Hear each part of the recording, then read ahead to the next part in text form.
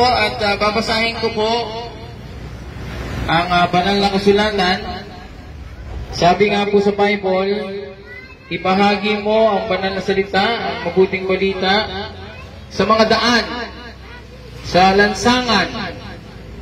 Hindi na sinabing ibahagi mo ito kung sa mga mayayaman lang o sa mga piniklao. Sabi niya, ibahagi mo ito sa buong mundo.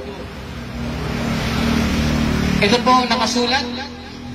Nais ko pong sabihin na lahat tayo ay makasalanan at lahat tayo ay kailangan ng tagapagligtas. Di tayo maliligtas hanggat di natin tinatanggap na makasalanan tayo. Sabi sa Romans chapter 3 verse 23, sapagkat ang lahat ay nagkasala at hindi